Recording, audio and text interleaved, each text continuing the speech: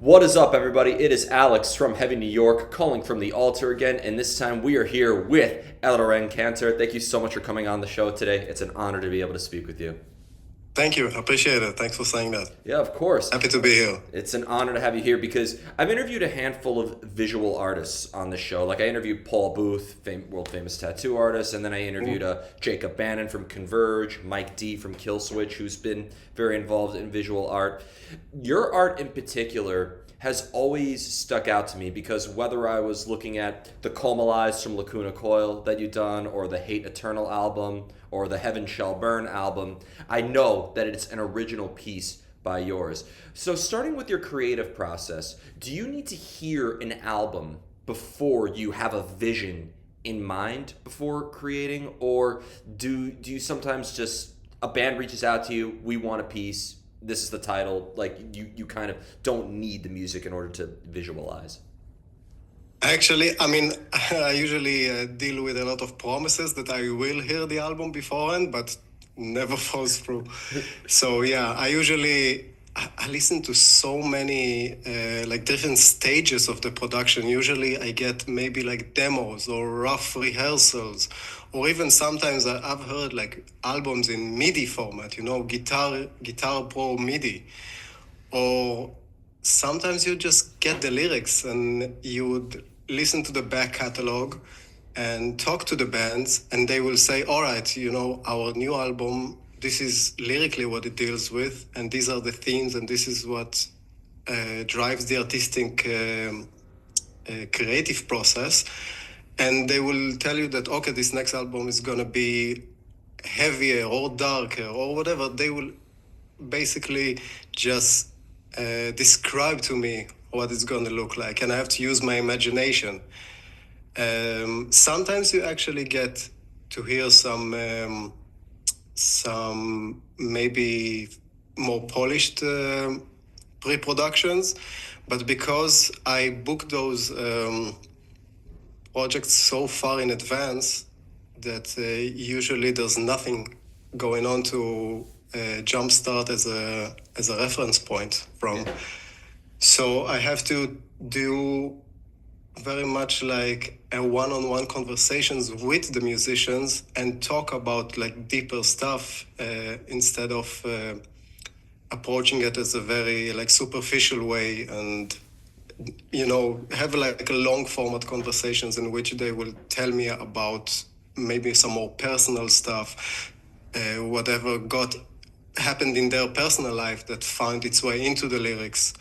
So, and if I'm working with a band that I've actually worked with in the past, then there's already like an established connection there, there's an established relationship, and there's a lot of trust, there's a lot of understanding of each one of us's position and job when it comes to coming up with a concept and working together in order to come up with something that is our like a joint creation. So it varies. This is the short form answer.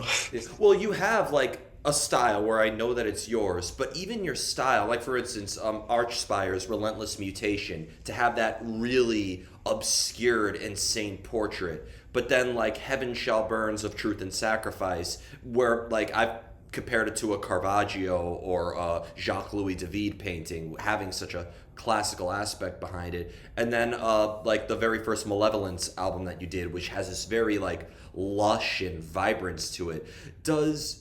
When you create something, depending on the music or the lyrics or your process, does the art resonate with you, or is there a different mindset for each project you create, or is there a usual method behind your madness that just applies to every album cover you created? I guess the stuff that you can find in common between all of those different album covers, I would attribute it more to my limitations, because in my head, I would love that each and every band will get something that is completely different from anything I've done before, because all of those bands, I know my position. I want to make a great album cover, not just feed my ego and come up with a piece of artwork that will only represent myself. So all of those album covers are so, they are for very different bands and very different records. So you want to give like a very specific, true to form representation of each and every one of those records. So you can't rely too much on bringing something out of yourself that you know that you will do in again and again in other projects independent of the source material. So when you can, in those instances when you can see that this is mine, that this is something that it has something to do with something I've done before, I attribute it more to my limitations as an artist, because my influences will shine through, my technique will shine through, my personal grasp of colors and space and composition and shapes and forms.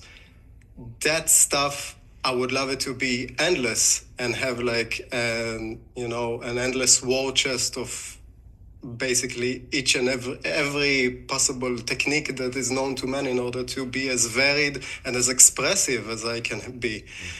But with each and every project, I try to very much focus on the music first and custom tailor my own approach to it in an individual case. Like, for instance, if you will look at the album cover I did for My Dying Bride and the one I did to Halloween, both of them were very much well received by the target audience or their fan base.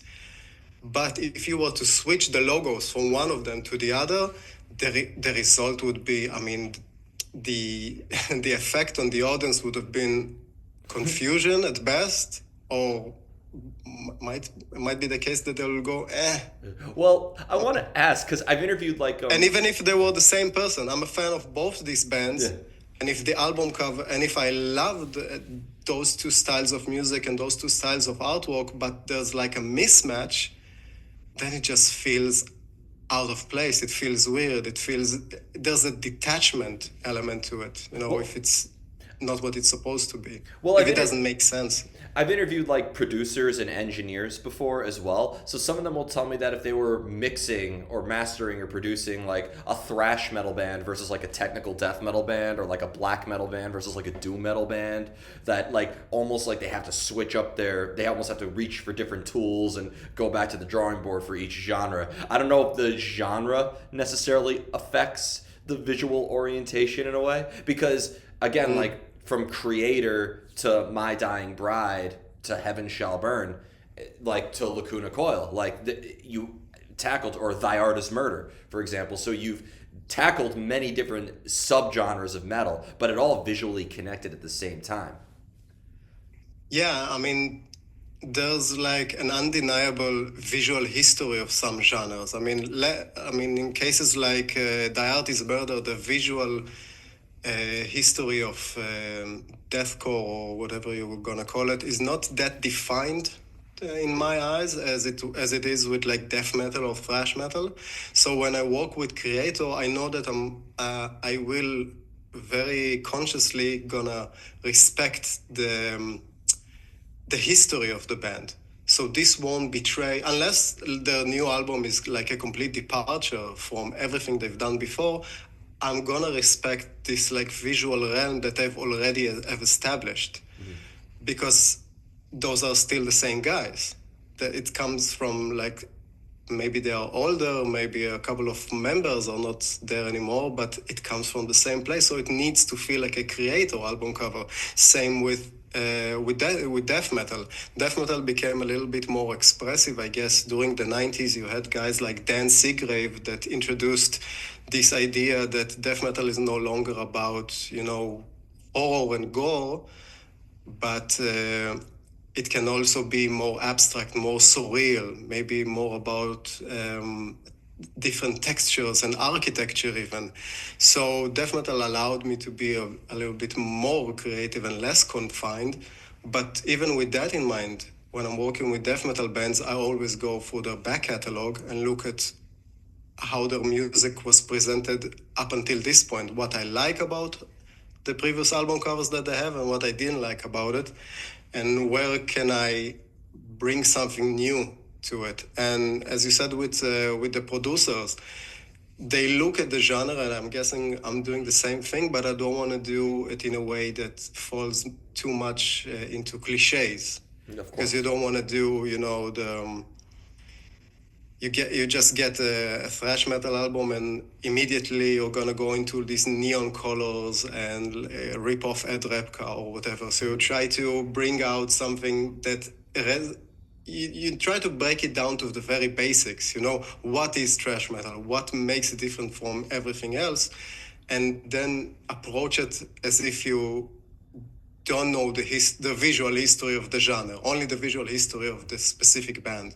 But to quote Henry Matisse, every painting is a self-portrait. And, you definitely paint with your own brush with every cover that you've made. So are you ever, when you're listening to this music and, the band is trusting you to create it, are you putting your own emotions into it or your own experiences? Is there ever your own sort of madness that only comes from your own heart that's made with your painting as well? Or do you have to almost think, not to diminish or discredit, but there are some artists like graphic designers or tattoo artists or something who just look at it like the same way as like a plumber. They tell me this is what I want, this is how I want to do it, and I'm not, bringing my own self into it. I'm just doing what the client asks. So, do you bring your own self into your work ever, or do you just focus on what the band is looking for? Well, I try to not give too much credit to my ego and leave it aside when in the very first stages of the creative process. When a band comes to me and they have a great idea that actually gets me excited, then I'm 100% in this fan position. It's like I'm so happy that I get to be part of this creative idea, as if I was an actor on a film that I didn't write, for instance. So I will bring my own expression to it, but the source material would be something that somebody else wrote, and that's perfectly fine if I actually find it to be interesting and the most fitting and most effective way of illustrating this album. When a band comes to me and they don't know what they want, then, as I said, we go through the lyrics and then I come up, which is the usual way. Most album covers I've done, I just go off on maybe the title or the lyrics, and that's about it. And then I listen to the old catalog and everything that I've already said, and I come up with my own interpretation and my own concept. Sometimes the band will come to you and they have an idea that this is not the best option that we have. This could be better. It's important when you're in such a position not to just write them back and say, this is just a bad idea. One of the good things about it is bad ideas tend to be, they are cheap and everybody can get them. So whenever you have a bad idea, somebody presents you a bad idea, I promise you that 400 other bands have already done it. So instead of saying, your idea is it's bad, I can send them 20 other album covers that I've already seen this concept that they had in mind and tell them, you know what? We've already seen this before. Some other bands have beat us to it. So let's work on something new together. Let's bring out something that's original, that we can stand behind and say, you know what, this is ours. This is our thing. This is 100% our expression. And when it comes to if I'm the source of the concept and my innermost thoughts or feelings or whatever, I guess so, because this is the inside of my brain is the only brain I've ever had. I don't know how to think in different terms, how to have other emotions. So if I'm honest with myself and I give them the band a concept that I do care about, then 100% it's going to be something that actually resonates with me as well. And it's kind of like a nice hack that you can create something that's going to be good for you, good for the band, and also maybe even from a marketing perspective, it'll resonate with other people, because if you're honest about the stuff that moves you and you're coming to this project as I said, as a fan, then maybe some other fans will resonate with it as well. And I've been lucky to be in this position where I've been working with bands that I really like, and maybe there are other fans are kind of like me because they gravitate towards this band just as I do. So if I create something that moves me and resonates with me, it might resonate with them as well. This kind of like a hack in order to be fully creative and expressive, but also, give something that people might want while not pandering to them. Well, great art should never be rushed. And I've heard countless times musicians, artists, writers saying that, you can't rush the art, you can't, create under pressure, you need to be in your own element. But I've done album covers for bands before. I'm aware that there's deadlines from record labels. There's, sometimes you have to go back to the drawing board. So I've always said that for a lot of artists, especially when they're being hired or commissioned, that there is a fine line between being your own expressive self, being true to who you are, but then also having to accommodate to what needs to be done. So when a band comes to you and says, this is how we want the album, or this is the album, we want you to do it, but you have, I don't know, a month to get the record cover done. So do you almost have to surrender part of your own self to get the job done, I guess?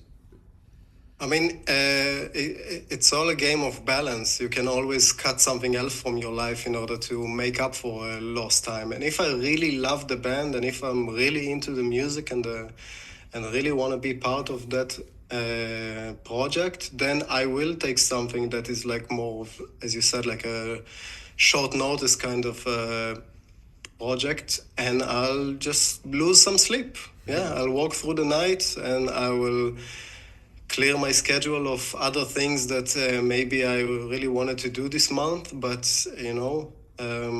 find some other way so the quality won't be rushed. I can reschedule some other stuff that won't affect my work, some other stuff that won't affect this specific project, and just not allow the deadline to dictate 100% how much we are supposed to balance the quality over quantity. Just cut back on other stuff that I can that I'm willing to sacrifice or can allow myself to sacrifice. The first time I ever saw your artwork, or where I probably have seen it before, but the first album cover I saw where I remember where I looked up who you were and that really spoke to me was when you did Hatebreed's Divinity of Purpose. That was my first album cover, still remarkable. And the first thing I noticed was I was in art school at the time I saw that. And, at the time I was studying Baroque and neoclassicism and romanticism and a lot of those precursor to modernism, if you will. I know it's cliche to ask every musician or what are your influences, but I look at your work and I see the same type of quality and technical proficiency that I would see in a Caravaggio or a Jacques-Louis David or you name it. So who are your influences? Was metal inspiring your art, or were you looking at art history and just kind of fomented your style and metal kind of like discovered you? That's a good question. I'm not sure. I'm really bad with timelines, so I'm not sure what came before what. I think metal. Yeah, I mean, I was always influenced by album covers, so a lot of my influences when it comes to like fantasy art came from heavy metal, because I wasn't aware of Frank Frazetta or any of the thrash metal guys that were influenced by him during the 80s if it wasn't for heavy metal album covers. And of course, Derek Riggs' work with Iron Maiden influenced basically everything that came after him. But when it comes to classical art, my way of being exposed to it was pretty unorthodox. My dad was very big on Monty Python, and he played tons of the Flying Circus at home on VHS, I guess.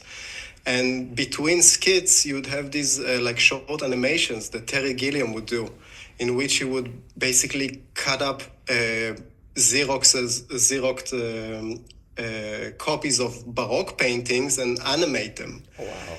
like very crudely, and which is sort of like the way I look at it. I use the neoclassical aesthetic in order to create something a little bit detached from modern time or any specific period of history or any specific place. So it has this like very open like attribute. It can be from anywhere, anytime, and also the effect you get by using neoclassical aesthetics is if you use it in order to portray something that is not like a classical scenario, you get this sort of like a grotesque, weird kind of vibe, which is something that I was always drawn to because some of my other biggest influences were coming from an entirely different way. I always name check John Kay, the guy who invented Ren and Stimpy.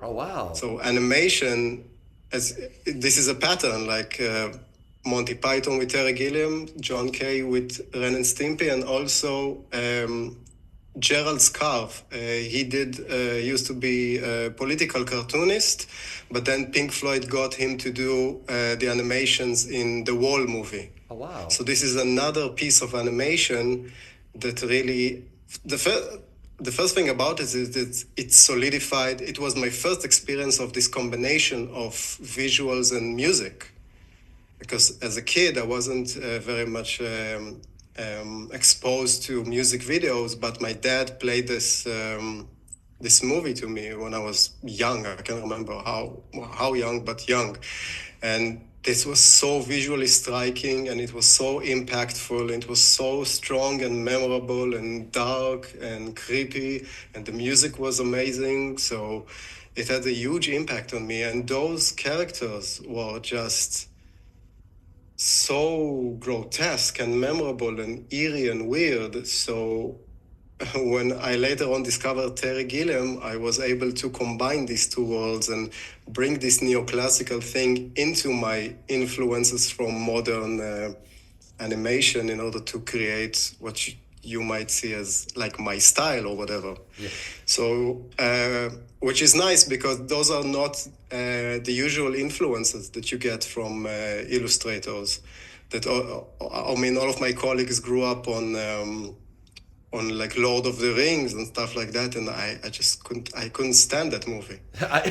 So It's such a breath of fresh air. I thought I was alone because I love like the artwork that you create, and I've been influenced by it, and people have thought like, oh, you must be into Lord of the Rings or what is it, Game of Thrones or that stuff, and I'm like, no, actually, not at all. Yeah, Game of Thrones was so well made that I managed to watch like three seasons and until I was like looking at it and saying, "Why are you watching dragons and swords for like an hour every day?" It's you hate dragons and swords, so I just turned it off. I have no idea how is the fourth season, fifth season, sixth season. I have no idea. I just quit because this is not the stuff that ever drew me. My version of fantasy was early like 90s or late 80s Sunday morning cartoons and a little bit of like 80s and 90s anime that was imported to Israel back then. Some very very weird stuff with like a very weird sense of humor as well. So when I talked to all of my colleagues who were talking to me about Conan the Barbarian and Lord of the Rings, I was like, I saw one Lord of the Rings movie because I was really interested in some girl, and she was like, let's watch this movie. So I'm like, yeah, I'll go with you to the cinema. But I remember going up. It's like, is this movie done? No, it's still going on. There's more.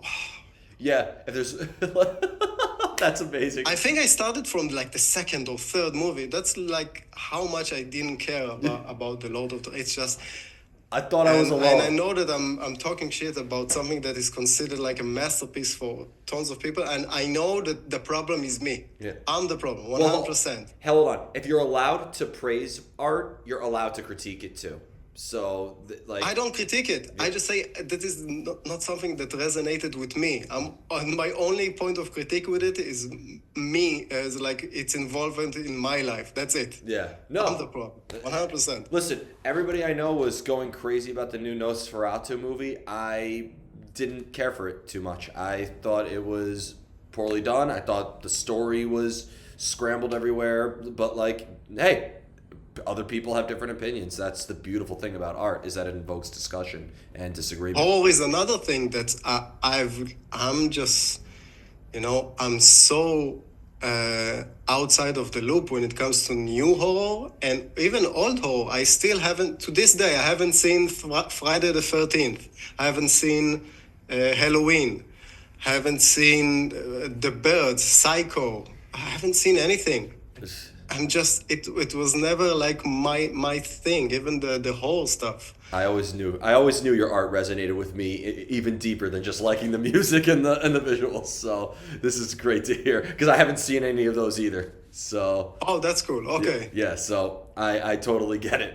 I wanted to talk too because again, you have your own style, as I said, and I've had a discussion with a lot of singers about this, where I've told singers that you have a very distinct voice, and that's great.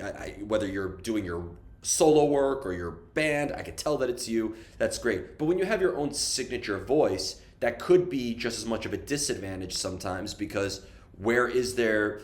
How will you demonstrate growth? Now, I definitely see growth when I look at, your artwork from 2004 to now. But do you think that when you have a style that people know you for, that almost corners you or that can almost hinder growth or almost kind of get in the way of your own evolution? Oh, for sure. And I think the antidote to this is to remain a little bit juvenile. When I talk to musicians and I talk to other artists, I think there's a common vibe in like all of us. We grew up and as kids we like to sing or make pictures, and then we just woke up the next day and we kept doing this thing that we like, and for some of us it became like a career, and for some of us are just still doing it. So it kept us very much in this childlike mindset in which like, okay, well, I'm gonna do this thing that I really like to do.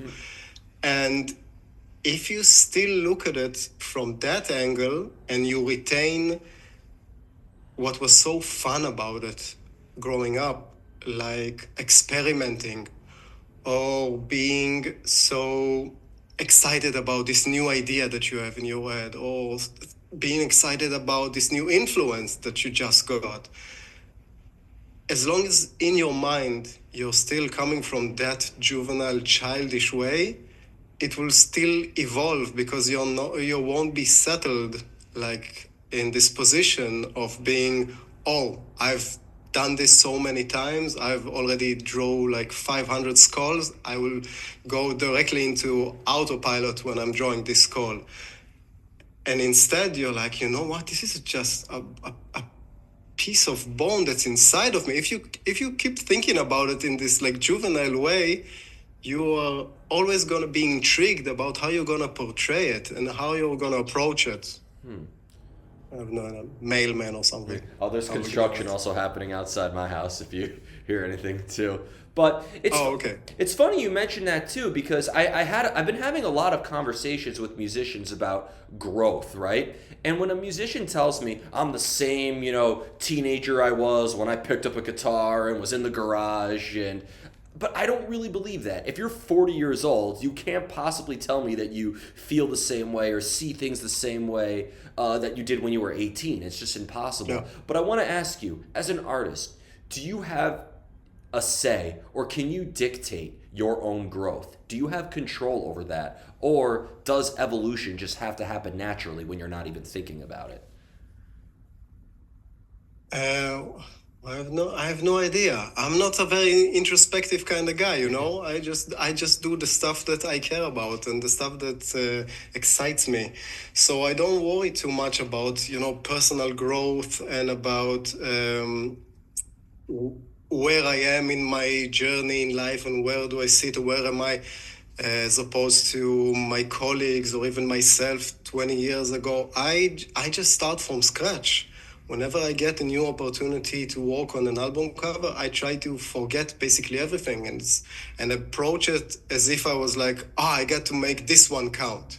Yeah. This one needs to be great. So you would find yourself going back to basics.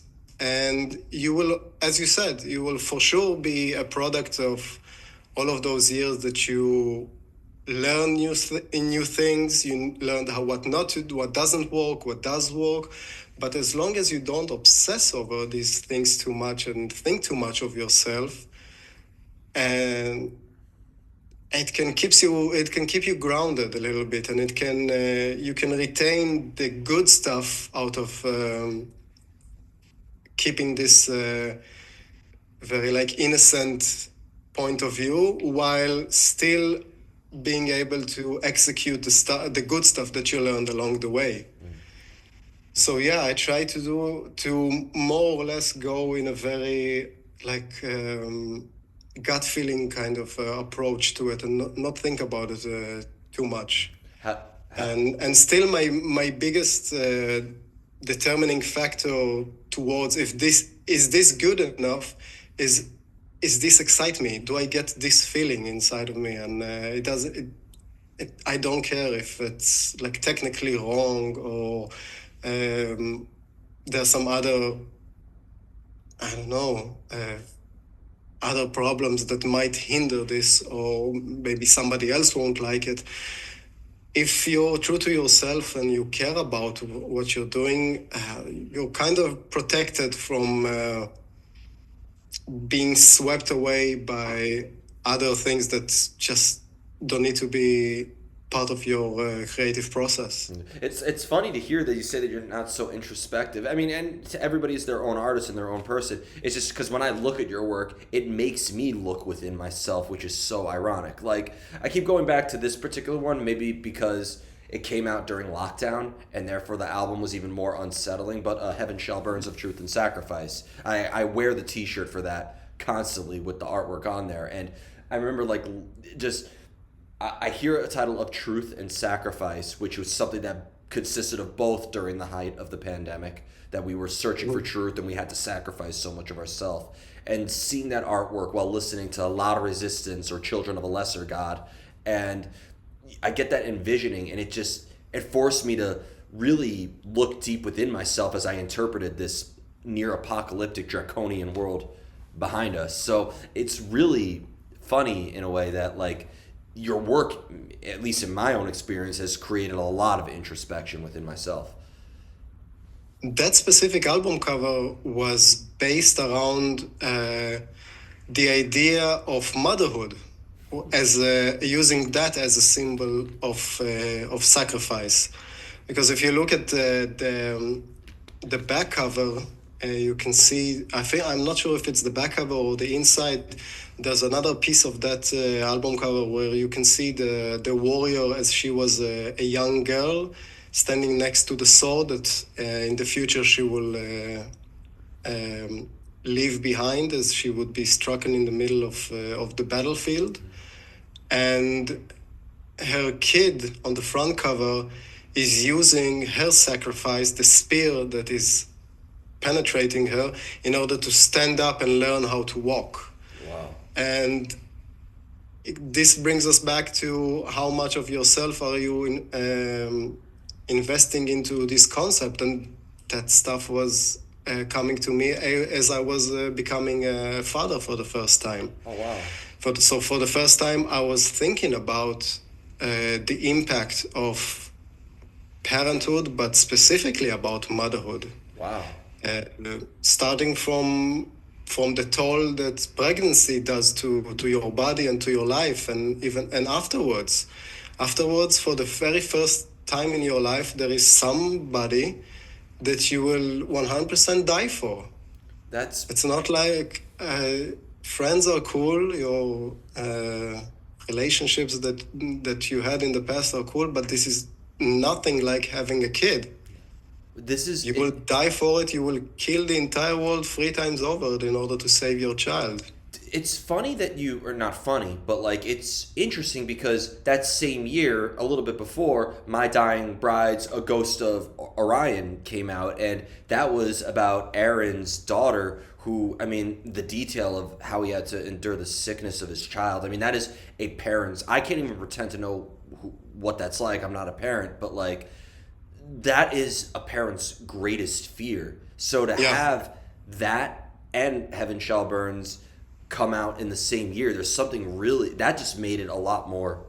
I just saw a lot more context behind that. Even though My Dying Bride and Heaven Shall Burn probably have no relation in that sense, it really almost makes too much sense that those albums kind of came out roughly around the same time. And also, Bloodbath, The Arrow of Satan is Drawn, was also based around that, because that was, again, during the time I had my first child, and I was so worried about this morbid thought about creep death, about going to sleep, not knowing that you just saw your baby for the last time, and just waking up in the morning and he's without spirit in him. So yeah, I didn't have any good night's sleep during the first year, because I was just opening my eyes and immediately going into panic mode. Am I still hearing him breathing? Yeah. It's And and yeah, this is just a feeling of horror that I've never experienced before. So when when Bloodbath gave me a free hand to come up with just whatever I saw fit to visualize this title and think about the most horrible thing I can come up with, that was what I had in mind. wow. It's and then to follow it up, ending that year was Hatebreed's Way to False Self, which if you want to make a difference in the world you see, you have to be different from, or if you want to make a difference to the world that means, you have to be different from the world you see. So I think, and that to me was almost a triumphant record in and of itself. So did maybe hearing that, and Hatebreed's lyrics are always very motivational and very, get back up on your Yeah. feet. So did that maybe end 2020? I know, like, I don't know if you did these albums in that particular order or whatnot, but like it almost seemed like that was more of the more optimistic way to end the year, or the more optimistic release of that year, if you will, because I think it came out in like November or something. I don't know, because the one thing is that, as I told you, I'm really bad with timelines, so I have no idea. And the concept behind the specific album cover was not very triumphant in this way. It was about the struggle to remain creative and coming up with something that you feel deep inside, but you still don't know how to express it. So you chisel away slowly at this big bowl of marble until it becomes something that looks back at you. So the album cover was about the struggle and not the reward. So Well, I didn't get the climactic positive aspect of it. well, one Just the slow journey towards it. one of the lyrics of that song was "What was once vibrance became emptiness." So I think the song was "Cling to Life." So that makes a lot of sense in and of itself. And I have two more questions for you, and this led me perfectly into that. And one is creativity. Is an artist born? Is an artist made? Is the creative nature? Is that something that we are born with? Is that something that we as people all have? Or is there, or is creativity something you obtain, you get it, you discover, if you will? Because there are people I've spoken to, and they don't say it like they're ashamed of it. They just say, I don't have creativity. I don't have a creative bone in my body. And they're not saying it like, again, like, I'm so sad I'm not creative. They're just like, no, I'm not a creator. That's not what I do. So I'm wondering if creativity is really just something that is in our own DNA, or if it's obtained. I have no idea. I don't have this, The introspective. lofty visions of creativity. I mean, even those people who say they are not creative, they don't tell a joke from a time to time. Yeah. It's so weird to me to hear people talking about art as if it was something like that is so different from other aspects of expression. I know, growing up, I would watch, football, soccer, but we would call it football with my dad, and some of our favorite players, they would be so expressive and original and unique, more than 99% of people out there that are painting with oils and brushes. So I never got this, gravity that you have, and this emphasis on specifically about visual arts or music. It's like expression, creativity, those you have it in common whenever you're playing a sport, hanging out with your friends and making a joke or painting a picture. Some of my most joyous moments in life was being with friends and coming up with just this like I don't know, this moment of distilled inspiration whenever somebody would say something so funny or would do something so funny that we will remember it forever because the impact was so strong. So capturing these moments can come in many different shapes. Doesn't have to be art. You know what's funny? What is art? I have no idea. You tell me you're not an introspective guy or whatever, but you have given me more intel. I've asked these questions to musicians and other people before, and you've given me sometimes the most you've given me some of the most intricate answers. So I'm grateful for it. Like I would literally just hear sometimes, I don't know, I'm not introspective. Next question. So you gave me a really good answer for somebody who. While I was saying that and being so deep and interesting, I was doing this with my hands, and I don't know if the microphone picked up on it. Maybe. So if you heard the farting noise, put it in your comments. Of course. And then the final question I wanted to ask you, and it's probably the most difficult question of all time. You're working on a piece of art. How do you know when you're finished? Oof. No idea. No idea.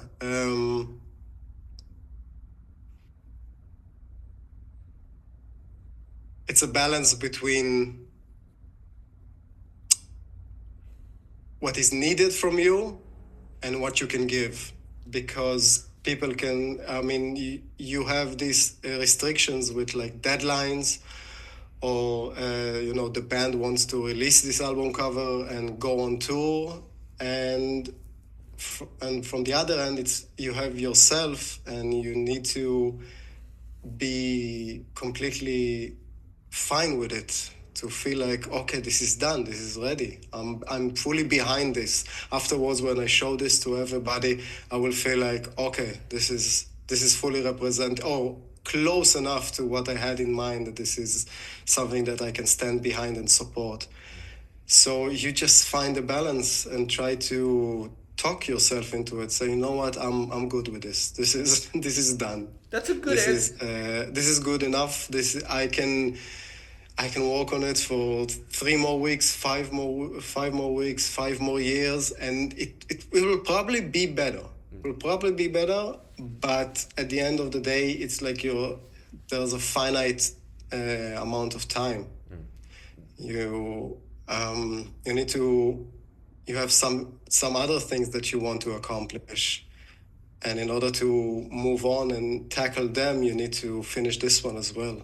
If time was endless, if we were all vampires and record companies won't need to release it also, then yeah, we can work on it for years. Yeah. Well, but then maybe nothing will ever get finished. We'll still be waiting for the next Tool album if that was the case. But Yeah. but it's interesting you mentioned that too, because I've always looked at paintings, like when I would go to the Metropolitan Museum of Art or the museum in Sweden or whatever, and I would see like a Baroque painting, and it said that this artist worked on this from 1650 to 1666, like would work on the same painting for 15 years. For me, I never understood, and obviously things take time, and as a tattoo artist I had to learn patience, but it just seems like how do you go into something, because you want to almost keep the emotion consistent. You're starting this painting off from the perspective of who you currently are. How do you keep that consistent for 15 years? How do you keep the emotion and Yeah. that energy maintained, and how do you go into it with the same vibe?